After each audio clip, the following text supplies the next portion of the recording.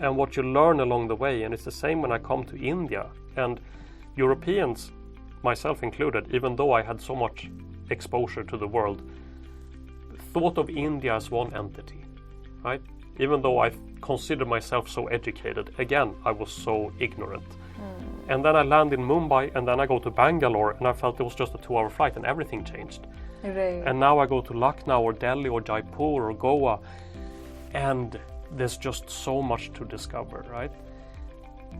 The world is great, right? The world is really fun, and people are, for the most part, also wonderful, whatever you see on the news, right? We have so much more in common. We eat different and we pray different, and everything else is a little bit very similar. Like. Right, that's actually beautiful.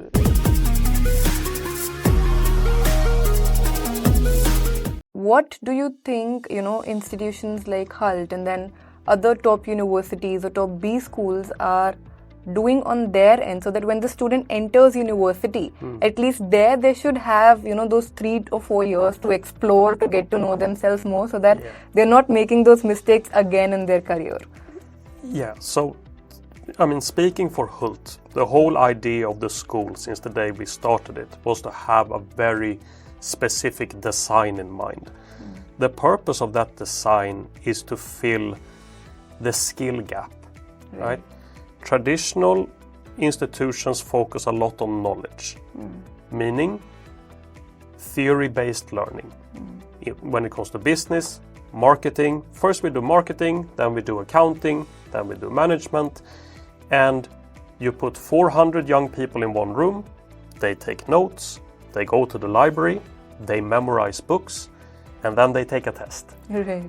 And then they start the whole process over again. And universities do this because it's scalable. You can teach 20,000 students this way, out on the countryside somewhere. The fundamental problem, and this is not controversial, is that human beings are not meant to learn by memorizing text. Right? If we compare to learning to swim, to learning to ride a bike, public speaking, what have you, practical learning, it stays with you. It has 2 purposes. One, it stays with you. If it stays with you, your confidence grows. If your confidence grows, we can start building you up.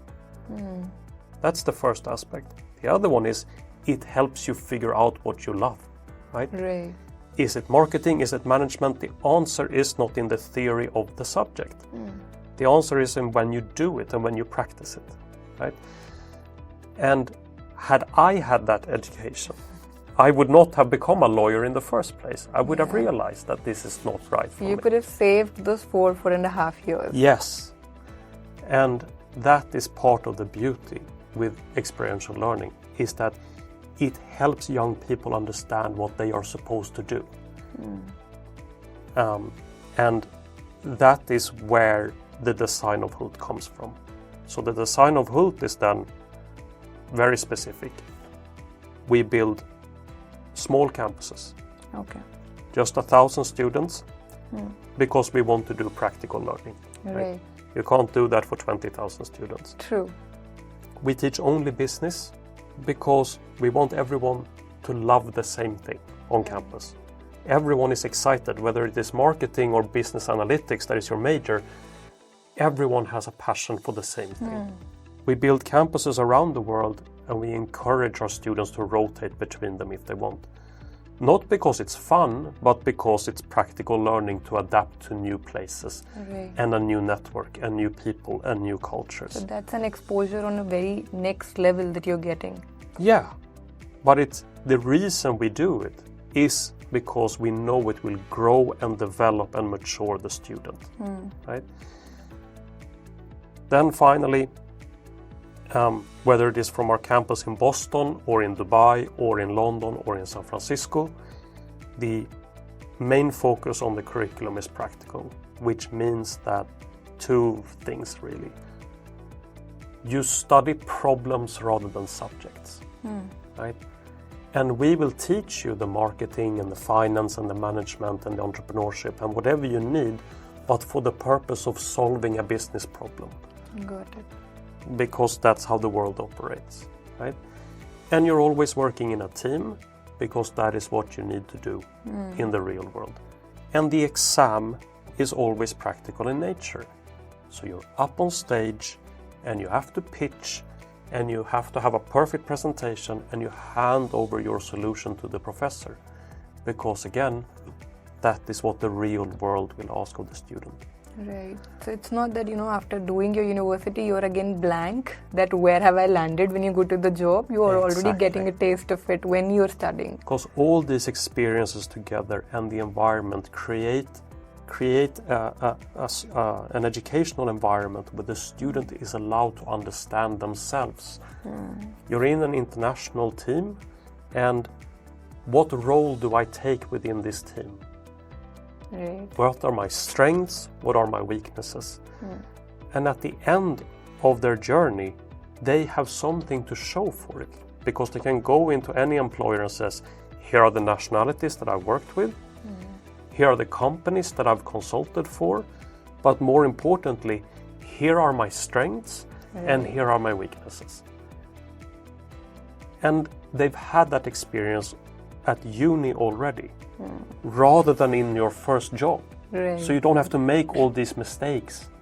You learn early on, and you also kind of have that risk ability when you're a student. You don't have much to lose during that duration. No, and whilst failure is not acceptable in high school, as a businessman or a businesswoman, you need to practice failing as well. You need to remain a leader even when things go wrong. Right. And that is part of the educational experience as well. It's not always going to go your way. It doesn't work that way in the real world either. So if we can create an environment like this, we can create a world where students graduate ready. But not just ready for the work environment, but also knowing themselves. Got it. I'll talk a little bit from the Indian perspective. In India, when we talk about top institutions, so we have top B schools like IIMs, top tech schools like IITs. Getting into any of them, and for that matter, even the brands that come next to these, they all have their competitive exams in place. And even when we talk of masters or MBA abroad, getting into the management schools abroad, we have our exams in place like GMAT and GREs. Do you think they are too relevant? Are they able to judge the student holistically? Or even they are becoming, you could say, redundant or cliched in the coming world, and we could have alternative ways to assess a student when we want to take him or her into a top educational institution? 100%. I mean, speaking from a business perspective in particular, the world is full of countless examples of the best businessmen and women in this world who were not straight A students. Right? Many of them dropped out of university. So from a business perspective at least, there is no reason not to look at more aspects of the human being. And for Hult in particular, every single student gets an interview. Every single student, regardless of GPA. Every single candidate gets a 45-minute one-on-one interview with a representative. In order to get to every applicant, I'm a vice president of finance. I have to volunteer to do a certain amount of interviews every month. Good. But the reason is that a GPA tells me that a student have intellect, focus, discipline, maybe competitiveness. Right? I don't know if they're a good communicator. I don't know if they enjoy winning as a team or enjoy winning on their own. I don't know how they influence others. I don't know if they are achievers. I don't know about their strategic thinking. There is so much that I don't know about the candidate from reading the GPA. Right. And yet to students, of course, it's everything. So, no, I have rejected 4.0 GPA students and I have accepted 2.5 GPA students to Hult. Okay. or recommended them based on my interaction with them. But what then happens is that if your GPA is low, of course, I'm super interested in what did you do instead? If the answer is Netflix, then you're not coming to Hult, right? But I need to figure out what is there. If you spent the last 2 years building your own company, if you spent the last 2 years working for a charity, if you have had a real experience and the learnings that you take from that, that is a much greater experience than memorizing a book in year 11 that you've now forgotten. True. Right? So that's why we interview every single candidate at Hult. We just don't know who is a good fit. And the student I rejected because I can tell that she would not be happy if the library is your safe space, if you love your books and your corner of the library, if you want to go to a big university and have big football games and sorority houses, you should not come to Hult. Right? We're not your school. Right. So I'm saving her, right, in that scenario, from making the wrong decision about her education. And it's important for us as a school. We need students who stay, who are happy and love it. I mean, a traditional American university lose 20% of their freshmen in the Okay. Yeah, but it just keeps filling up on its own. But running a small university as niched as Hult, that wouldn't work for us. We need our students to understand exactly who we are and what we do before they walk through the door. I think that's a very good point that's been put forward by you. And a lot of universities these days, because they have these, holistic applications and then the interview processes, most of the time students think of it like universities are sitting there to judge them, or the interviewers are sitting there to judge them.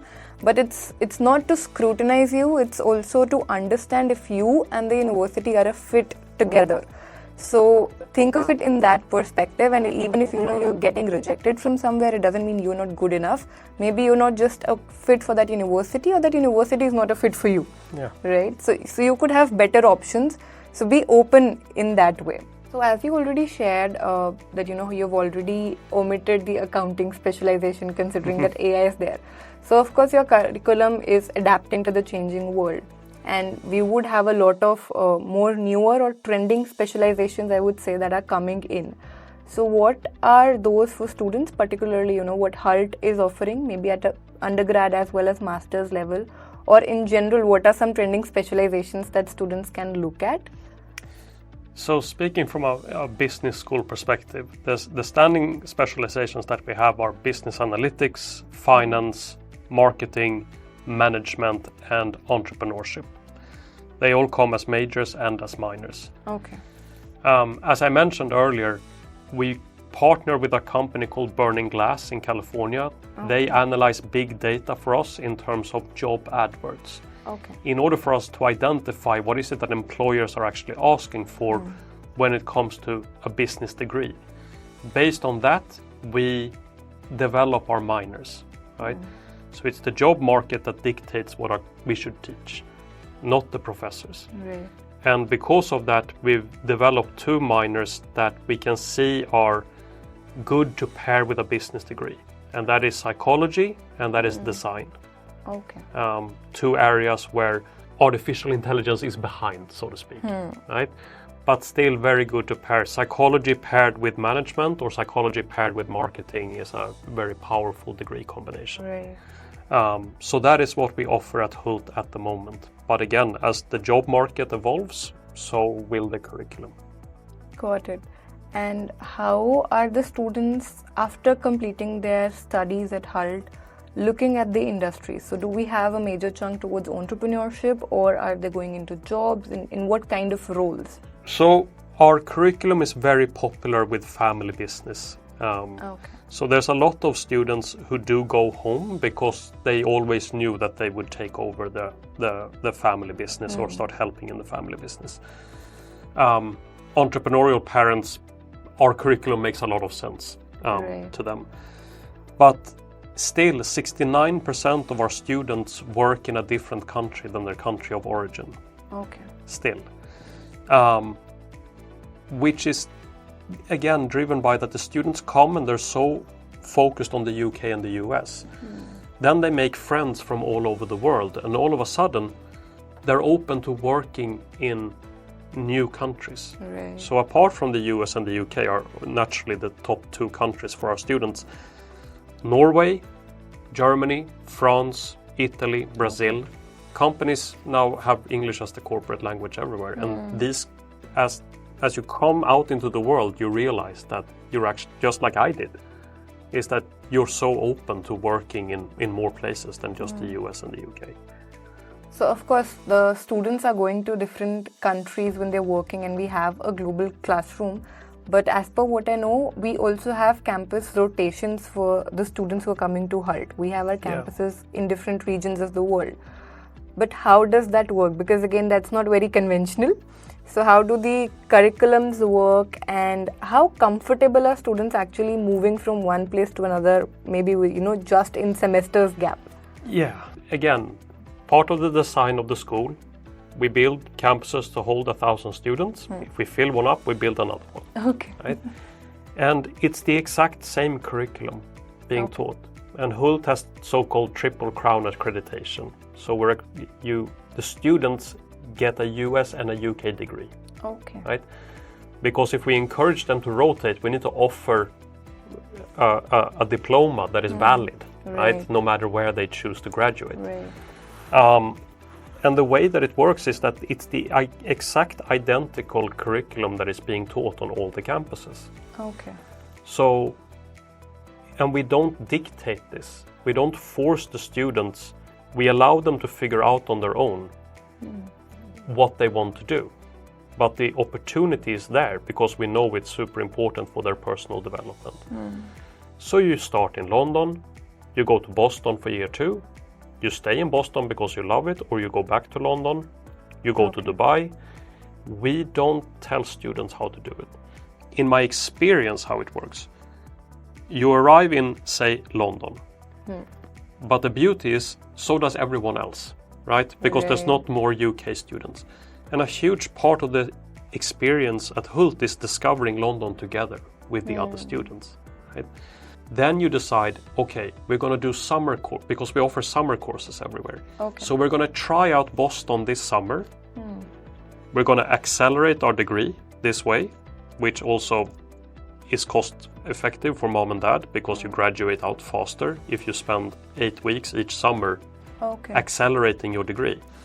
You get a feel with your friends for if you love Boston, and if you do year 2 in Boston. We don't tell students how to do this. We just need heads up so we can help them with the visa, of course, to go to the new destination. And it's important to think about where you want to graduate, depending on if you want to stay and work overseas, right? But apart from that, we work extremely hard on the HULT experience being exactly the same. The students all come to HULT for the same reason. They love the same thing, right? So the student body is the same, the professors are the same, the curriculum is the same. It's the city around you that changes, and adapting to that city is what it is all about. It sounds complicated, but it's not, because the curriculum is identical, and we have university status in both UK and US.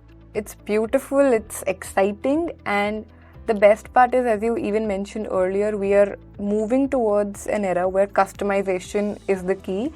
But we have it in almost all the industries. You talk about fashion, beauty, tech. We are having customization everywhere except from education. So being able to offer that in this conservative industry, I think it's truly amazing. Also, not just customization in terms of countries, but the flexibility that you can actually complete your degree on a quicker note. Like if you're doing 2 summer programs, you actually save 1 year, and instead of 4, you have just 3 years. So you even save the living cost that you would otherwise spend on that additional 1 year. So that's great for you in terms of education and exposure, and great for your parents who are going to fund your education. But coming to the funding part again, do we offer any scholarships or financial aids for the students who are coming to us? We do. It's regardless of, we are an American business school at heart, and there's an American approach to scholarships at Okay. Hult. No matter where you go, be it in London, Dubai, or Boston campus. And it's detailed on our website. Okay. There are merit-based academic excellence, sort of, that you're automatically granted based on your high school GPA. There are merit-based where it comes down to your, you have to write an essay, but it Okay. comes down to your ability alone. And there are needs-based awards where the family finances come into, is factored in. Okay. But all those scholarship and awards exist at Hult as they do at most universities. So that's also for the international students, it's the same? It's a private university. It's the exact same process for a student from Delhi as it is from someone from California. Got it. So before we end this video, we have a ritual. We always take a message from our guest to the viewers. So anything that you would like to share for the audience who's watching us? For me personally, my entire career comes down to that I really, really enjoy my job. I am only good at it because I enjoy it. And at the same time, as I said before, I was a terrible lawyer. And somehow I can also be very good at building a business school, right? You need to think very carefully about what it is that you truly enjoy, because that is what will make you competitive. And you cannot compete with someone who loves what they do if you don't. So that is the takeaway in my life, and that is what I would say to any young person thinking about what they are going to do in the future. So thank you so much for these insights. And if you have any other questions apart from this, feel free to put them in the comments and we'll make sure we cover that. Do like and share this video. Thank you for watching.